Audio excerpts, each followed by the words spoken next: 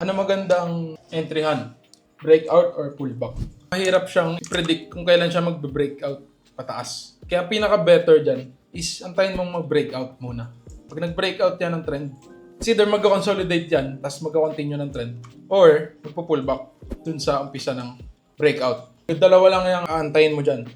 Let's say inabutan ka pagka-breakout ng price, wag kang entry dyan. Kasi wala kang confirmation dyan eh. Antayin mo munang mag-close yan or lumipas yung ilang oras pa. Kasi pag nag-trade ka dyan, FOMO yan. Kasi wala kang confirmation. Kita mo lang nag-breakout, pasok ka na.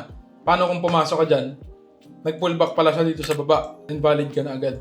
Or, nag-fake out pala siya, tapos biglang kumagsak. So, pag nag-breakout ang price, wait for confirmation. It's either magka-consolidate yan. Aabangan mo ngayon yan dito. Kailangan, gagawa siya ng zones na 2 touches. Pag 2 touches na yan sa taas, 2 touches sa baba, 2 candle closes, tutuloy na ang consolidation yan. Tapos tutuloy pataas. Pag may nangyayaring consolidation sa loob ng trend line, tutuloy niya yan pataas. Aabangan mo ngayon, okay, nag-touch siya ng dalawa, entry na ako dito. Kailangan dalawa sa baba, dalawa sa taas. Kung hindi nangyari itong 1-2 touch, ang gagawin yan, mag-pullback yan. Dalawa sa taas, pero isa lang sa baba. Possible mag-pullback uli yan sa baba.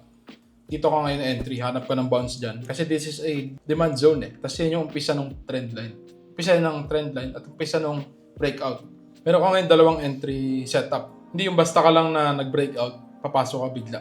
Kailangan mo rin planuhin kung saan ka papasok at kailan.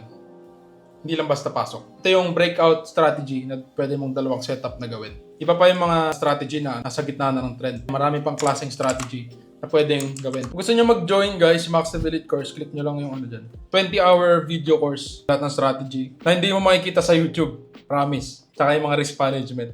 Join lang kayo dyan sa link. Kung ayaw nyo, pwede naman kayo mag-aral din sa iba pang mga. Hindi lang naman ako nagtuturo ng trades. Pero yun yung kagandahan ng mentor eh. Pag meron kang mentor or something you look forward or you learn from, nasa shortcut yung ano mo eh, progress eh.